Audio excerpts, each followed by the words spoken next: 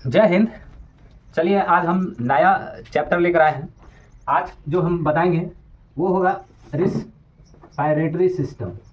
Respiratory system यानी इसको हम लोग बोलेंगे हिंदी में श्वसन तंत्र हो गया। श्वसन तंत्र, तंत्र यानी सिस्टम जो है, सिस्टम किसको बोलते हैं?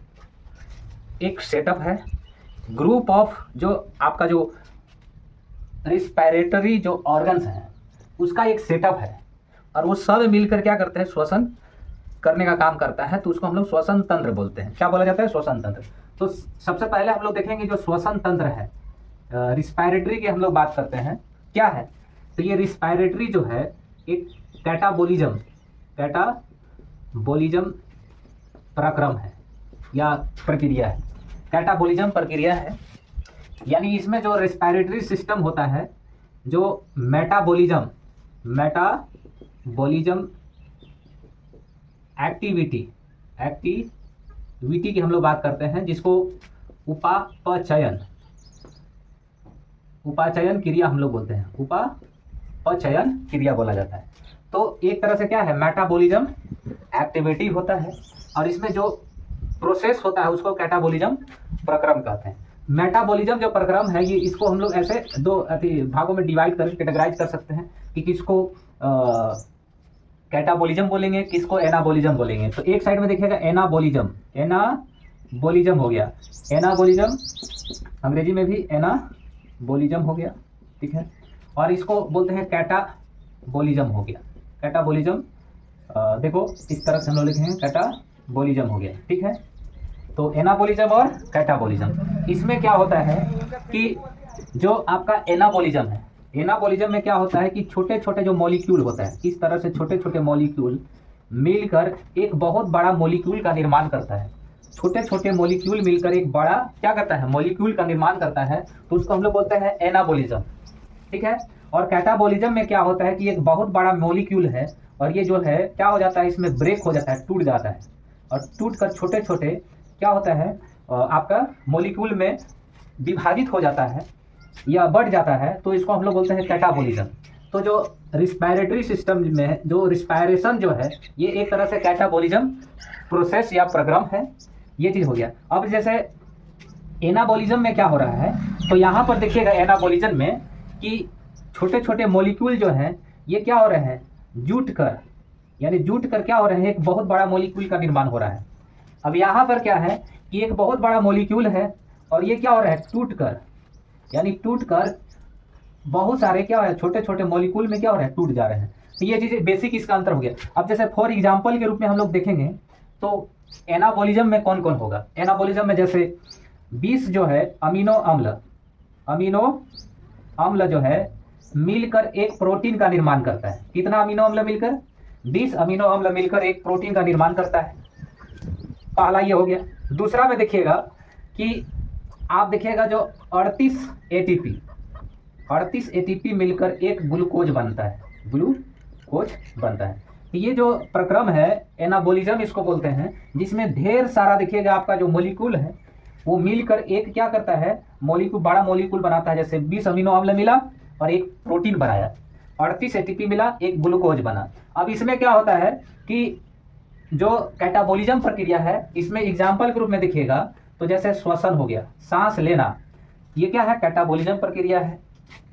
उत्सर्जन करना माने जैसे हमारे शरीर में जो बनने वाला जो अवांछित पदार्थ है उन सब को बाहर निकलना क्या कहलाता है? उत्सर्जन कहलाता है। वो चीज़ भी क्या है? कैटाबॉलिज्म है। और पाचन की क्रिया, ये सभी के सभी क्या है? आपका जो हो गया कैटाबॉलिज्म की प्रक्रिया इसमें होती है। तो ये क्या होता है? एक बहुत बड़ा मॉलिक्यूल छोटे छोटे मॉलिक्यूल में टूट जाता है और ये छोटे छोटे मॉलिक्यूल बड़े मॉलिक्यूल में क्या हो जाता है? बदल जाता है। तो ये आपका बेसिक दोनों में क्या हो गया? अंतर हो गया। कैटाबॉलिज्म और एनाबॉलिज्म हो गया। अब इसके आगे देखिएगा इसको क्या बोलते हैं? तो जो रिस्पायरेटरी है इसको बोलते हैं जैव रसायन प्रक्रम होता है। यानी इसको अंग्रेजी में बोलेंगे तो बायोकेमिकल प्रोसेस बोला जाता है।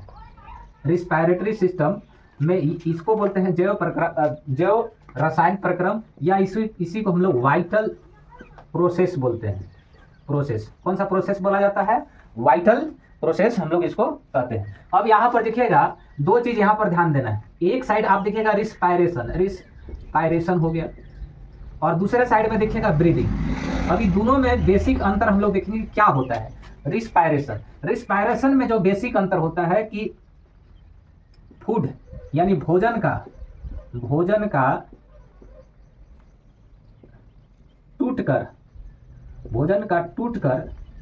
टूटकर ऊर्जा में बदलना क्या कहलाता है, यानी रिस्पायरेशन यानी श्वसन जो है, हम लोग सांस लेते हैं तो भोजन का टूटकर ऊर्जा में बदलने का काम रिस्पायरेशन जो है कहलाता है। यानी भोजन का टूटकर ऊर्जा में बदलने का काम रिस्पायरेशन का काम होता है। ये चीज हो गया। और इसमें और क्या अंतर है, ये रिस्पायरेशन कैसा प्रक्रम है, तो ये बायोकेमिकल प्रोसेस है। केमिकल क्या है, प्रोसेस हो गया, बायोकेमिकल प्रोसेस है। और ये एक्टिव है, एक्टिव प्रोसेस में है। एक्टिव का मतलब ऊर्जा, इससे क्या होगा, फॉर्मेशन होगा, ऊर्जा बनने का काम होगा। एक्टिव प्रोसेस है, एक्टिव प्रोसेस। तो इसमें क्या होता है, बेसिक जो है ऊर्जा क्या होता है, लेने का काम करेगा या ऊर्जा बनाने का काम इसमें होता है। किसमें, रिस्पायरेशन में। तो भोजन का टूटकर ऊर्जा में बदलना क्या कहलाता है, रिस्पायरेशन कहलाता है। बेसिक इसका रिस्पायरेशन का मेन काम है कि क्या है, जो हम लोग खाना के रूप में ग्रहण कर रहे हैं, चावल दाल सब्जी जो है हम खा रहे हैं, तो वो भोजन का टूटकर ऊर्जा में बदलना क्या कहलाएगा, रिस्पायरेशन कहलाएगा। यानी रिस्पायरेशन सिस्टम के थ्रू ही भोजन टूटकर ऊर्जा में तब्दील होता है। तो ये बेसिक चीज हो गया। अब यदि ब्रीदिंग में देखिएगा तो ब्रीदिंग जो है एक कंटिन्यूअस प्रोसेस है। कंटिन्यूअस क्या है, प्रोसेस है, एक लगातार चलने वाला प्रोसेस है, जिसमें क्या होता है कि आपका एक होता है इनहेलेशन हो गया और एक होता है एक्जालेशन हो गया। यानी हम लोग इनहेलेशन और एक्जालेशन बोलते हैं। इनहेलेशन का मतलब सांस लेना हो गया और एक्जालेशन का मतलब होता है सांस छोड़ना हो गया। सांस लेना और क्या हो गया, सांस छोड़ना हो गया।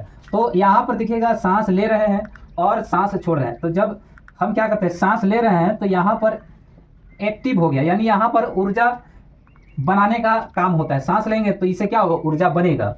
और एक्जालेशन में सांस जब छोड़ते हैं तो इसको हम लोग बोलते हैं पैसिव है। क्या है, पैसिव, यानी इसमें ऊर्जा का फॉर्मेशन यहाँ नहीं हो रहा है, यानी सांस छोड़ दिए बाहर तो यहाँ पर ऊर्जा बनाने का काम नहीं हो रहा है। तो ये चीज हो जाता है। तो आप यहाँ पर देख पा रहे हैं कि इनहेलेशन और एक्जालेशन हो गया। और ये जो आपका ब्रीदिंग सिस्टम है, ये कैसा प्रोसेस है, ये फिजिकल प्रोसेस है। कैसा प्रोसेस है, फिजिकल प्रोसेस है, यानी भौतिक ये प्रक्रम है। भौतिक प्रक्रम है कौन, ब्रीदिंग, सांस का लेना और सांस का छोड़ना। कैसा प्रक्रम है, भौतिक प्रक्रम है। ये जो है आपका जो श्वसन यानी रिस्पायरेशन है उसका, यानी श्वसन का हिस्सा होता है कौन, ब्रीदिंग जो है श्वसन का हिस्सा होता है। तो ब्रीदिंग किसे कहते हैं, तो सांस का लेना और सांस का छोड़ना। सांस का लेना और सांस का छोड़ना क्या कहलाता है, ब्रीदिंग कहलाता है। रिस्पायरेशन में क्या होता है, बेसिक जो होता है कि भोजन का टूटकर ऊर्जा में बदलना, रिस्पायरेशन का मुख्य काम होता है। ठीक है, तो ये चीज हो गया।